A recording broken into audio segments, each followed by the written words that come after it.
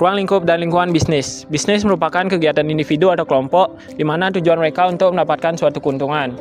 Dalam menjalankan bisnis ini ada 4 pihak yang berperan, yaitu ada pertama pemilik modal, yang kedua adalah manajer, yang ketiga yaitu tenaga kerja, dan yang terakhir adalah customer.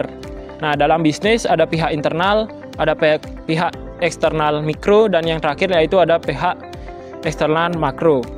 Nah, dalam menjalankan bisnis di suatu wilayah, itu tentu saja akan menimbulkan dampak. Nah, dampak dalam bisnis ini biasanya akan diberikan tanggung jawab sosial atau CSR. Nah, kita ambil contoh yaitu seperti Undiksa. Undiksa dalam menjalankan kegiatan pembelajaran, itu mereka memberikan tanggung jawab terhadap pihak eksternal berupa beasiswa. Nah, beasiswa ini merupakan CSR dari Undiksa atau perusahaan pendidikan ini. Sekian.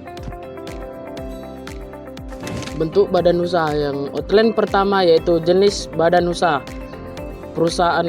Yang pertama yaitu perusahaan persorangan, kedua firma FA, ketiga persekutuan komanditer atau CV, keempat perseroan terbatas atau PT, kelima perusahaan negara atau BUMN, keenam koperasi, ketujuh yayasan, dan yang terakhir yaitu perusahaan daerah atau BUMD. Outline kedua yaitu persyaratan dokumen izin usaha. Perlu memenuhi syarat dokumen agar dapat mendirikan badan usaha. Yang pertama, bukti diri seperti KTP, kedua nomor pajak, ketiga bentuk badan usaha, keempat tanda daftar perusahaan, kelima izin perusahaan, dan terakhir yaitu dokumen lain-lain seperti status hukum tanah dan kendaraan bermotor. Studi kasus koperasi serba usaha mandiri. Koperasi serba usaha mandiri atau KUSUM adalah koperasi yang bergerak di berbagai sektor termasuk simpanan pinjam, perdagangan tembakau, dan produksi kerajinan tangan. Masalah yang muncul yaitu penurunan kepercayaan anggota dan kesulitan likuiditas. Yang pertama, penurunan kepercayaan anggota. Sejumlah anggota mengeluhkan kurangnya transparansi dalam pelaporan keuangan dan kesulitan likuiditas. Banyak anggota yang meminjam uang tetapi terlambat atau bahkan gagal melunasi pinjaman. Setelah serangkaian perbaikan, KUSUM mulai pulih dari krisis yang dialami. Jumlah anggota kembali meningkat setelah kepercayaan terhadap koperasi pulih dan koperasi berhasil mengatasi masalah likuiditasnya. Globalization and international business. Economic globalization is an economic life that is globally open, and we have territorial original boundaries all between countries with each other or can be free trade. There are several factors of creating globalization.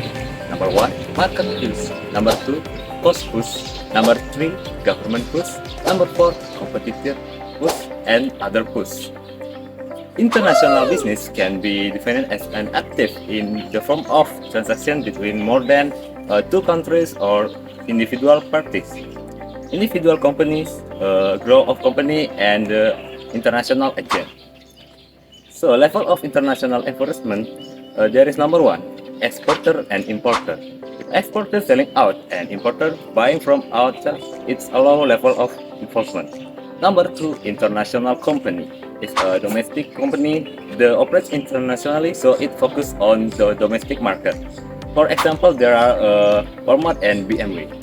And number 3 is multinational company, which produce and market product in many countries with high involvement such as IBM, Nestle, and Danone.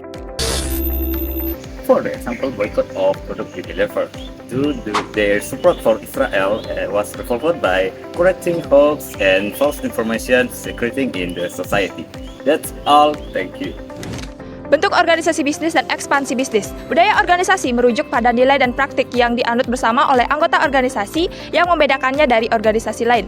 Karakteristik budaya organisasi meliputi inovasi dalam pengambilan risiko, perhatian secara detail, orientasi hasil, eksabilitas, dan stabilitas. UKM dan UMKM. UKM berfokus pada usaha kecil dengan keuntungan rendah, sedangkan UMKM mencakup skala mikro yang memberikan dampak besar bagi Indonesia. Perbedaan antara UKM dan UMKM dilihat dari jumlah omset, jumlah kekayaan bersih, tenaga kerja, dan modal awal. Kondisi UKM di Indonesia dan tantangannya. Pertama, tantangan internal meliputi keterbatasan modal, rendahnya sumber daya manusia, dan terbatasnya pasar. Yang kedua, faktor eksternal meliputi iklim usaha yang kurang kondusif, infrastruktur yang terbatas, perdagangan bebas, dan peraturan daerah. Bali Pure merupakan salah satu UMKM yang terletak di Kabupaten Buleleng, Provinsi Bali. Bali Pure menjual produk seperti minyak kelapa murni dan minyak kemiri. Adapun tantangan yang dialami oleh Bali Pure selama menjalani bisnisnya, yang pertama, kekurangan modal saat memulai usaha, yang kedua, kekurangan mesin-mesin yang memadai untuk proses produksi, yang ketiga, stabilitas harga. Pengelolaan dan pengorganisasian bisnis. Yang pertama adalah fungsi manajemen atau POHC, di mana planning atau perencanaan adalah tahap awal dalam manajemen yang melibatkan penentuan tujuan strategi serta tindakan yang diperlukan untuk mencapai tujuan tersebut. Lalu yang kedua adalah organizing atau pengorganisasian, adalah pengorganisasian sumber daya manusia seperti keuangan dan juga material. Lalu yang ketiga adalah actuating atau pengarahan, di mana tahap ini melibatkan tindakan untuk menggerakkan atau memotivasi tim agar bekerja sesuai dengan rencana. Lalu yang terakhir adalah controlling, di mana controlling atau pengendalian adalah fungsi terakhir untuk memonitor dan juga mengevaluasi hasil kerja dan memastikan pencapaian tujuan sesuai dengan standar atau rencana yang telah ditetapkan. Lalu untuk selanjutnya adalah manajemen atau level manajemen, dapat dibagi menjadi tiga, yakni first lini atau manajer puncak, middle atau manajer menengah. Lalu yang terakhir adalah manajer lini atau manajer terakhir yang bertugas untuk mengawasi kinerja organisasi. Lalu yang selanjutnya adalah peran manajemen, dapat dibagi menjadi tiga, yakni pertama sebagai peran interpersonal, lalu yang kedua sebagai peran informasi, dan yang terakhir sebagai peran pengambilan keputusan. Lalu untuk yang terakhir adalah struktur organisasi atau bentuk struktur organisasi yang dapat dibagi menjadi empat, yakni SO fungsional, SO divisional, SO organisasi matrik, dan juga SO internasional. PT Maju Jaya adalah perusahaan retail yang memiliki 50 cabang di seluruh Indonesia. Seiring dengan ekspansi bisnis yang pesat, perusahaan mengalami berbagai tantangan dalam hal pengorganisasian dan pengendalian bisnis yang mempengaruhi efisiensi operasional dan kepuasan pelanggan. Jadi masalah yang dihadapi oleh PT Maju Jaya adalah struktur organisasi yang tidak efisien, kurangnya pengawasan terhadap cabang, dan pembengkakan biaya operasional. Nah, kalian tahu nggak mengapa perusahaan itu bisa menjadi lebih sukses? Ternyata salah satu kuncinya terletak pada manajemen sumber daya manusianya. Manajemen sumber daya manusia adalah pengelolaan semua hal yang berkaitan dengan karyawan dalam sebuah perusahaan dan organisasi. Mulai dari perekrutan, pengembangan, serta pengembangan karirnya. Selanjutnya ada pentingnya manajemen sumber daya manusia. Karyawan adalah salah satu aset terbesar dimiliki oleh perusahaan. Karyawan yang termotivasi ataupun karyawan yang berkompeten akan meningkatkan produktivitas perusahaan, serta perusahaan dapat mencapai tujuan dengan lebih efektif. Selanjutnya, fungsi-fungsi manajemen sumber daya manusia. Yang pertama ada perekrutan, yang dimana perekrutan ini bertujuan untuk mencari dan memilih karyawan yang tepat untuk perusahaan. Yang kedua ada pengembangan dan pelatihan, yang mana ini itu untuk meningkatkan keterampilan karyawannya. Selanjutnya ada keterampilan. Perusahaan memberikan imbalan ataupun reward kepada karyawan karena telah bekerja dengan baik. Selanjutnya ada kesejahteraan karyawan, yang dimana ini untuk menciptakan lingkungan kerja yang nyaman bagi perusahaan. Contohnya saya ambil yaitu tentang perusahaan Google.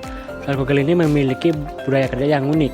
Mereka memiliki fasilitas yang keren-keren, memiliki pelatihan karyawan yang seru untuk para karyawannya, serta memberikan kebebasan pada karyawannya untuk berinovasi.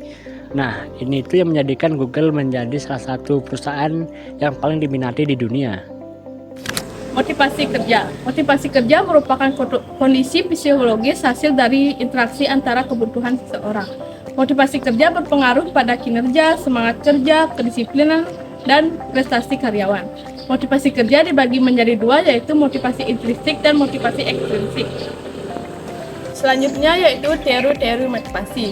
Motivasi dibagi menjadi 9 teori, yaitu yang pertama teori X dan Y, yang kedua hierarki kebutuhan Maslow, yang ketiga hierarki Alderfer, yang keempat 2 faktor, yang kelima 3 kebutuhan, yang keenam penguatan, yang ketujuh penetapan tujuan, yang kedelapan teori keadilan, dan yang terakhir teori pengharapan. Pengelolaan motivasi karyawan. Yang pertama ada melalui komunikasi yang efektif. Yang kedua, memperdayakan karyawan, yaitu memberikan otonomi atau kewenangan kepada karyawan. Yang ketiga, pengelolaan pengerjaan dan variasi pekerjaan. Dan yang terakhir, mengenalkan jiwa kewirausahaan, yaitu karyawan diberi ruang untuk memenuangkan ide kreatif bagi pengembangan diri maupun organisasi. Adapun contoh kasus tantangan terkait 33% pekerja di Indonesia yang tidak bahagia di tempat kerja, mencerminkan berbagai isu yang kompleks. Ada beberapa tantangan utama yang mungkin berkontribusi pada situasi ini, yaitu pada lingkungan kerja yang kurang mendukung atau banyak pekerja yang dihadapkan dengan tekanan kerja yang tinggi, tuntutan yang tidak realistis, kurangnya dukungan dari atasan, serta budaya kerja yang toksik. I'm an icon, man. I'm a girl about a 10. I should fuck her in a